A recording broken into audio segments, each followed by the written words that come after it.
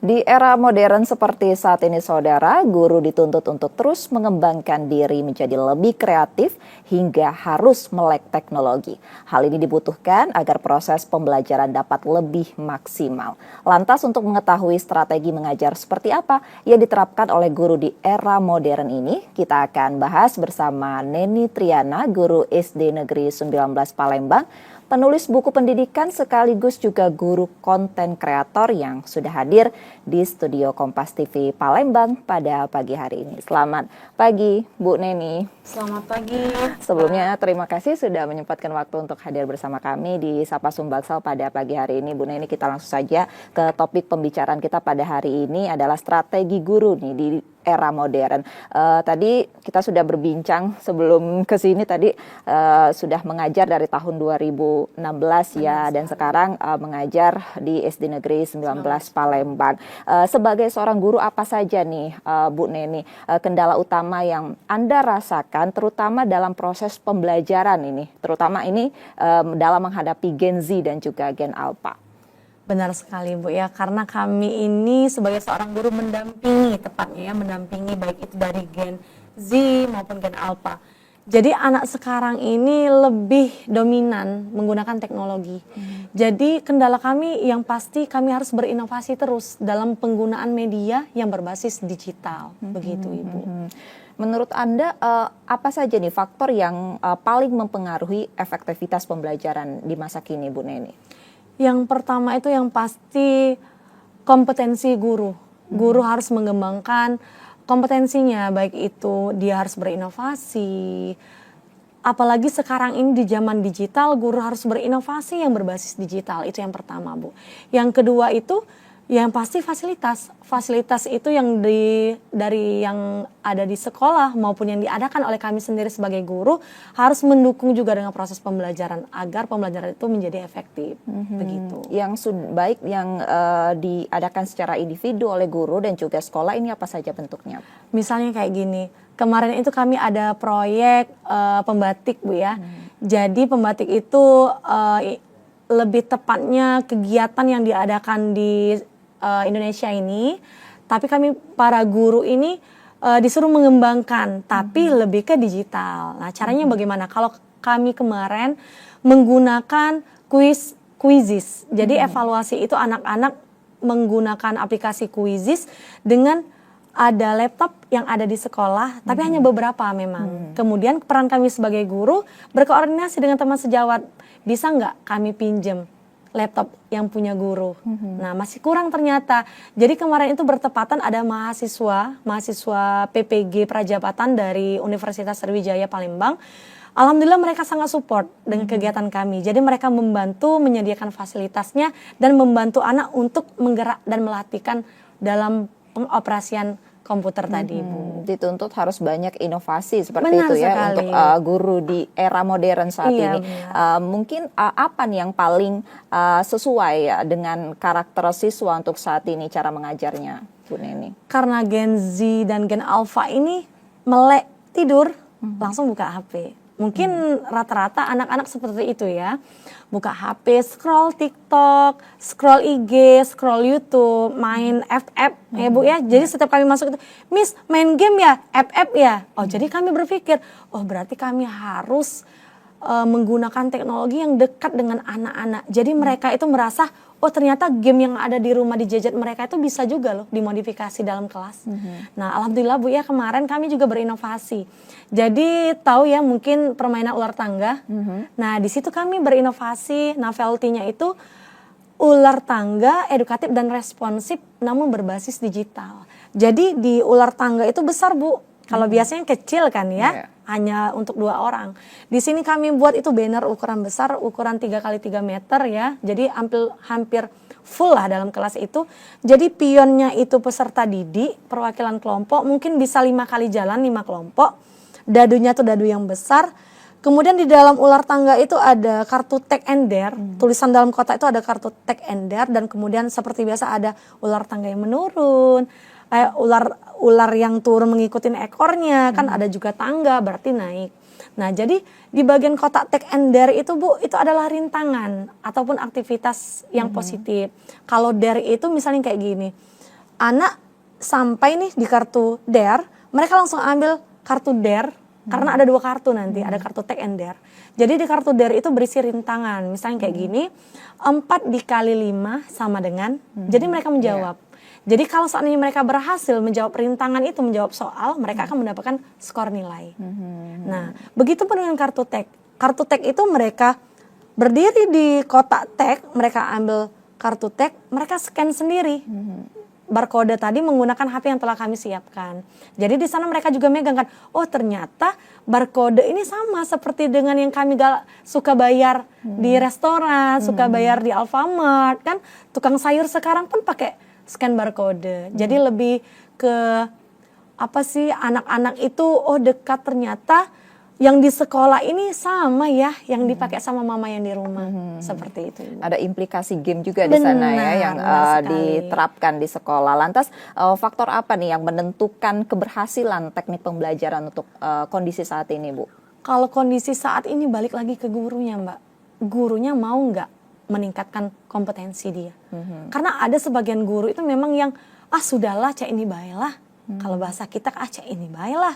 Tapi kalau bisa, itulah peran kami guru konten kreator tadi, Bu ya. Kami kalau bisa memberikan contoh atau inovasi yang bagus di depan layar kamera, TikTok maupun IG maupun YouTube. Jadi mereka berkesadaran, oh ternyata cara pembelajaran yang seperti ini loh yang bisa kita ATM, amati, tiru dan modifikasi yang bisa kita pakai di dalam kelas kita. Sehingga anak itu tidak ketinggalan zaman. Aku nggak mau diajar sama ibu guru itu, aku maunya sama Miss Neni misalnya, karena kelas Miss Neni itu asyik, pembelajarannya itu menyenangkan, banyak games yang Miss Neni gunakan, pembelajaran juga menggunakan teknologi contohnya proyektor, YouTube, aku juga pegang laptop Miss Neni loh, jadi mereka tuh seneng Mbak, karena adanya inovasi-inovasi yang seperti itu kan. Dan kemudian juga ya benar fasilitas, meskipun fasilitas yang di sekolah itu kurang, ya balik lagi ke gurunya, berpikir, oh meskipun aku kurang fasilitas yang ada di sekolah, aku bisa loh menggunakan aplikasi yang lain yang lebih adaptif, sehingga tidak ada istilah ketinggalan zaman, itu tidak ada, Bu. Meningkatkan kompetensi, mungkin kendalanya apa sampai sejauh ini? Kendalanya dari diri sendiri, mau atau enggak. Nah, tapi alhamdulillah di SD kami itu, Bu, saya juga sebagai penggerak komunitas belajar di SD 19 Palembang kan digalakkan sama zaman dulu itu Pak Nadiem Makarim, Pak Menteri, dia ngomong setiap sekolah harus punya komunitas belajar, harus di SK-kan dan terintegrasi juga dengan PMM, pembelajaran, pokoknya di situ aplikasi kegiatan semua guru. Kalau seandainya sudah terlaksana inovasi maupun kompetensi ditingkatkan dari sekolah itu, maka akan keluar sertifikat. Nah, sertifikat itu menunjang untuk karir kami, Bu.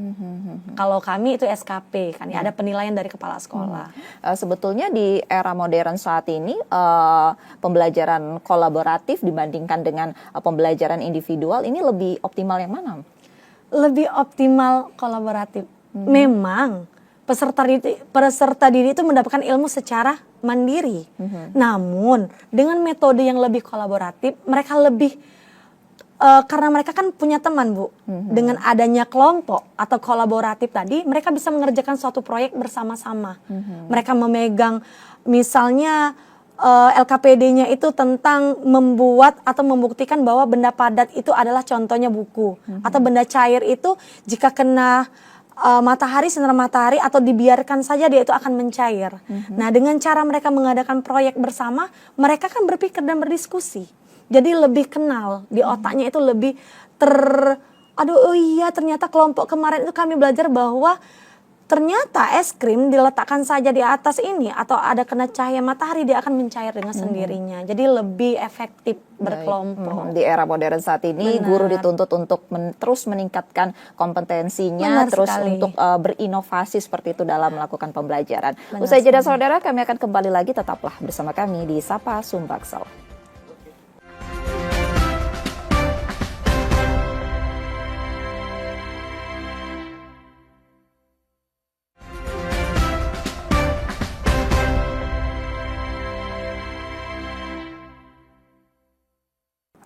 Terima kasih saudara, masih bersama kami di Sapa Sumbangsel dan masih bersama dengan Ibu Neni Triana, guru SD Negeri 19 Palembang. Tadi di awal kita sudah menyinggung terkait dengan perkembangan teknologi di era modern saat ini, Bu, dalam pembelajaran ini. Mungkin seberapa jauh nih perkembangan teknologi untuk mempengaruhi proses pembelajaran? Sangat jauh, Bu. Karena sekarang ini juga kementerian juga sangat mendukung kan, setiap kegiatan itu memanfaatkan teknologi. Contohnya kemarin baru 2 hari yang lalu kami menerima layar yang lisensi yang besar itu.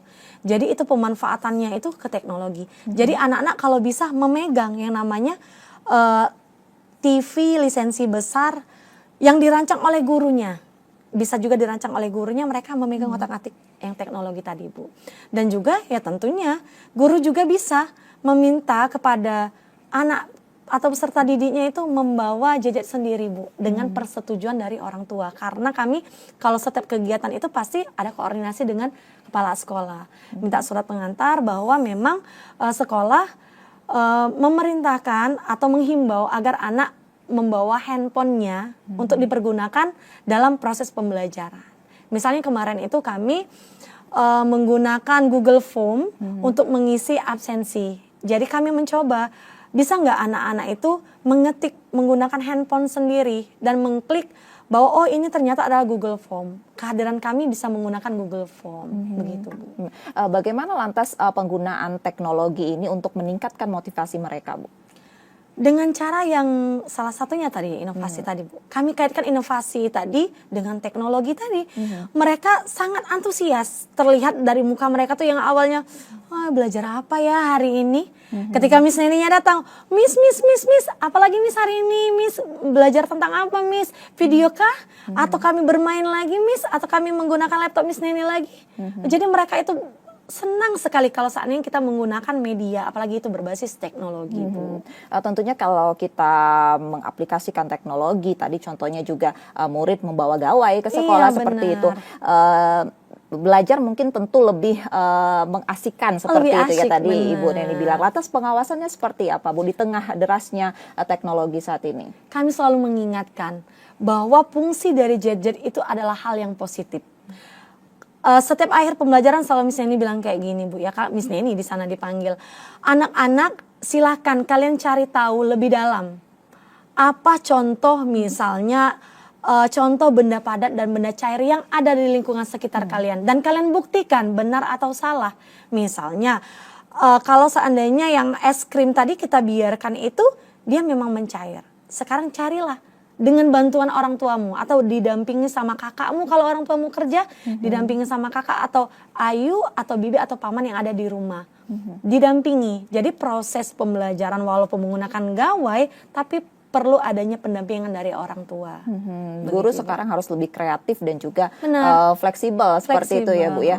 Lantas dalam mengaplikasikan teknologi tersebut ini apa saja nih yang sudah dilakukan sebagai seorang guru, Bu Neni? Kalau aplikasi yang sudah kami lakukan dari kegiatan absensi, kami sudah menggunakan Google Form, apalagi yang kita kemarin kena pandemi ya Mbak ya.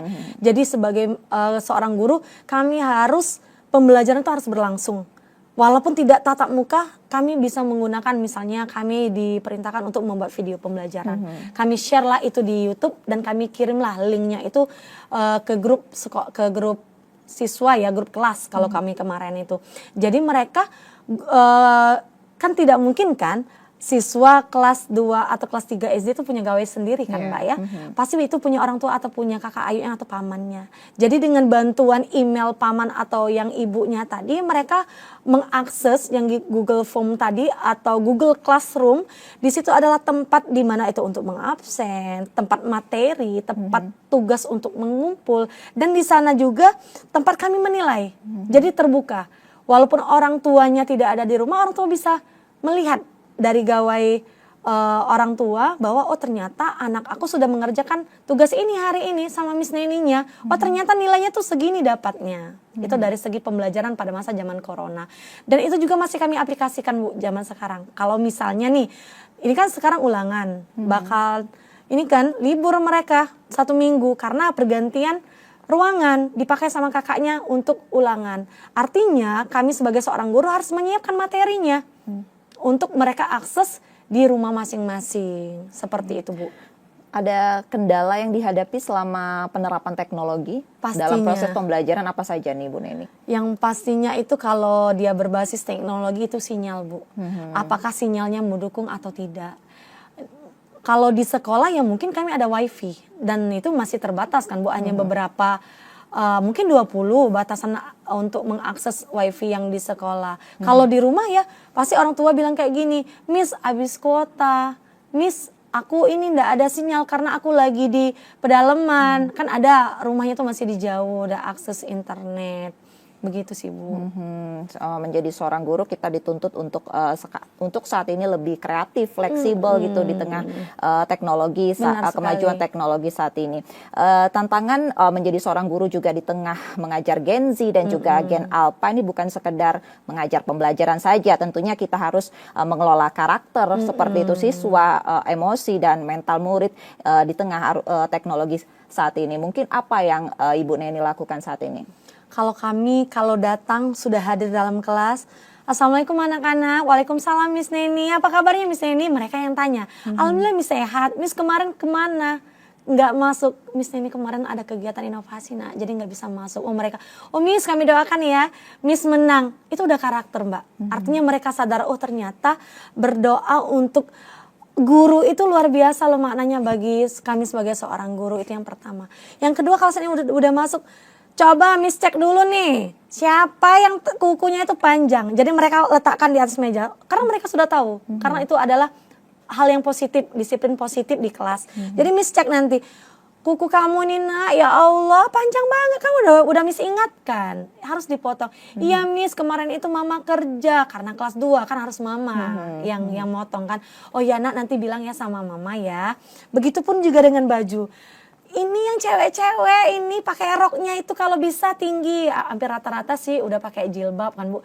Berarti kalau udah pakai jilbab, pakai enggak kira-kira ini legging harus tertutup, itu selalu diingatkan. Rambut tolong ya dikunci, lihat Miss Neni rapi. Saya selalu mencontohkan diri saya, lihat Miss Neni rapi nih dari atas sampai ke bawah, Miss Neni rapi. Itu contoh buat kalian ya nak. Yo Miss, kalau bisa sebelum berangkat sekolah tuh semprot nak minyak wangi, pakai bedak dikit kalau perempuan. Masa mau dekat Miss Neni bau, Miss Neni aja wangi. Iya Miss tadi dikuncitin sama mama, dikasih parfum sama papa. Artinya kan karakter terbentuk, lebih dekat ke orang tua. Ada koordinasi dengan orang tua, begitu kan Bu. Berarti dalam mengolah emosi karakter siswa ini harus lebih soft gitu ya Bu ya. Iya benar sekali. Apalagi dalam menghadapi Gen Z dan juga Gen Alpha.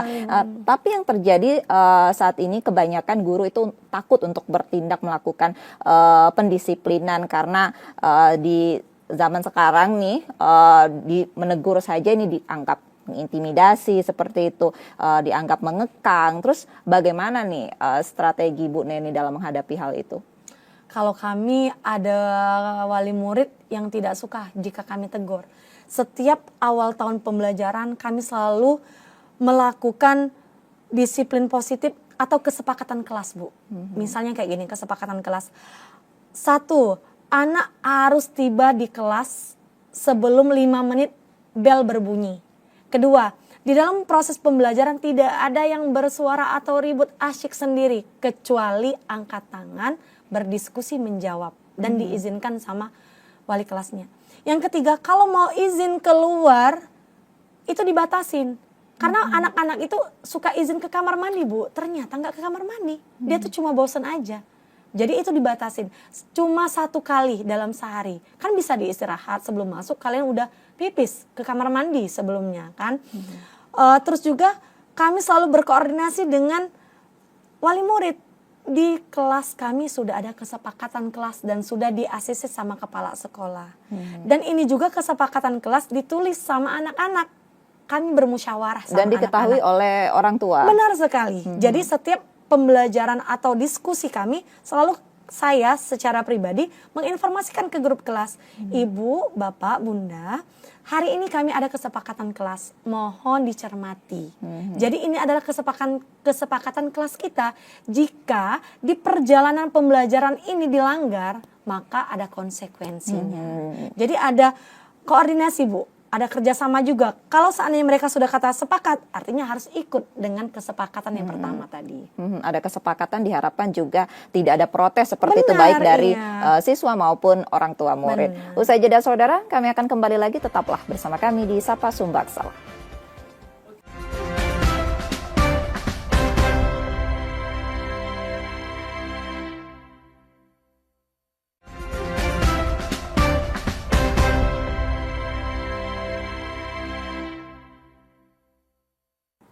Terima kasih saudara, masih bersama kami di Sapa Sumbaksal dan masih bersama dengan Bu Neni, guru di SD Negeri 19 Palembang. Tadi kita sudah menyinggung di awal terkait dengan pembelajaran siswa saat ini, terutama untuk Gen Z dan Gen Alpha ini lebih mengedepankan teknologi seperti itu, Bu.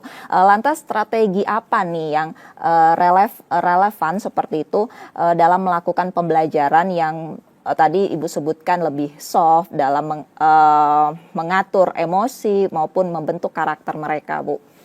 Yang pasti kami seorang guru, apalagi guru SD Bu ya, menyampaikan kata-kata itu harus berhati-hati.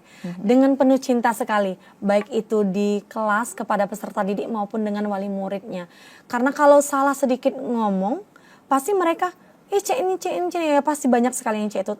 Tapi alhamdulillah, selama Miss Neni pembelajaran selama berapa tahun di SD Negeri 19 Palembang, mereka antusias sekali. Wali muridnya juga sangat mendukung. Misal kayak gini, Bunda, anak-anak hari ini materinya tentang kincir angin. Jadi anak-anak membawa kertas origami dan juga lem beserta lidi. Jadi anak-anak sebelum datang ke sekolah, mereka terlebih dahulu belajar tentang membuat kincir angin bersama orang tua. Karena ketika anak berkomunikasi dengan orang tua, pasti ada kedekatan dengan orang tua. Mungkin ada di antaranya kurang kasih sayang dengan orang tua. Dengan proyek tadi, anak penuh perhatian, dikasih perhatian sama orang tua, dapat cinta dari orang tua. Dapatlah koordinasi dengan kami. Miss, sudah kami laksanakan bimbingannya dari rumah. Sudah kami siapkan dan anak juga membawa prakaryanya. Tinggal praktek yang kedua di sekolah. Jadi kan kita hangat sambutan dari orang tua. Alhamdulillah, berarti walaupun mungkin ada yang kategori orang tuanya kurang mampu karena kertas origami itu bisa diubah dengan kertas bekas yang sudah dipakai sama anaknya di sekolah. Jadi semuanya tuh terlibat semua, walaupun itu kalangan menengah, baik itu di bawah. Artinya mereka semangat sekali dalam himbauan kami sebagai wali kelas. Itu artinya saat ini guru dalam bertindak apapun lebih berhati-hati ya? Iya, dengan penuh cinta tadi, Bu. Tadi sudah disebutkan juga kan lebih kreatif dan fleksibel menggunakan teknologi. Lantas mungkin apa nih kendala kedepannya yang mungkin Ibu harapkan bisa menjadi PR yang mungkin nanti bisa terrealisasi seperti itu? Lebih ke fasilitas, Bu. Kami berharap WiFi itu bisa digunakan oleh semua guru. Baik itu guru yang, karena kami 2 lantai ya, baik itu guru yang ada di lantai bawah maupun di lantai atas. Dan kalau bisa juga, siswa juga bisa mengakses. Karena terkadang kami butuh siswa membawa gadget, itu keterbatasan sinyal tadi. Tidak mungkin kan mereka menggunakan data seluler sendiri. Ya pasti kami harus ada fasilitas dari sekolah. Itu yang pertama. Yang kedua, sarana prasarana, proyektor. Kalau bisa, harapan kami untuk semua guru yang ada di sekolah kami maupun sekolah yang lainnya juga, harapannya penambahan dari laptop. Karena sekolah kami kemarin tidak dapat, Bu, Chromebook. Sekolah lain ada yang dapat. Dan juga proyektor tuh masih kurang. Baru ada 4. Kalau bisa hampir setiap kelas itu ada proyektor. Jadi tidak perlu kami angkut-angkut lagi, mau minjem lagi ke ruang kepala sekolah atau ruang TU. Jadi kalau seandainya fasilitas sudah ada dalam kelas, ya jadi guru tidak keberatan lagi, pun tinggal mencet tombol on off, sudah terbuka. Harapannya itu sih, Bu. Secara pribadi mungkin inovasi apa nih yang nanti akan Anda kembangkan dalam pembelajaran? Saya tuh punya rencana, punya inovasi lebih ke, karena sekarang literasi dan numerasi. Saya pengen ada perpustakaan digital yang akan saya kembangkan untuk selanjutnya. Karena penurunan rapot kami dari tahun 2004 2024 ke 2025 itu terjadi penurunan literasi di rapor pendidikan kami Bu di SD Negeri 19 Palembang. Harapan saya dengan bantuan guru tiap hari siswa itu les dengan kami, les yang gratis Bu ya, di sekolah kami itu ada les gratis, mereka tiap datang atau pulang sekolah itu membaca, dibantu sama guru-guru kelas rendah maupun kelas tinggi. Jadi kalau saat ini ada perpustakaan digital, semua siswa bisa mengakses, tidak hanya di sekolah, tapi di rumah juga bisa mengakses secara online. Mungkin dukungan apa nih yang paling Anda harapkan ataupun Anda butuhkan dalam mengatasi hambatan-hambatan pembelajaran tersebut? Yang pasti adalah dukungan dari pihak sekolah, baik itu kepala sekolah maupun dari rekan-rekan sejawat. Kalau seandainya rekan sejawat itu mendukung, mensupport kita, tidak ngomong dari belakang, atau mereka mau, iya Neni, kita harus maju bersama-sama. Insya Allah hati ini lega Bu, dan semangat untuk selalu bertebaran positif-positifnya. Baik, strategi guru di era modern saat ini adalah lebih mengutamakan penerapan teknologi dalam pembelajaran seperti itu ya. Terima kasih Bu Neni untuk waktunya pada hari ini. Saudara, saya tutup Sapa Sumbaksal hari ini. Akhirnya saya Reski Oktara pamit. Selamat beraktivitas dan tetaplah menyaksikan Kompas TV Independen Terpercaya. Sampai jumpa.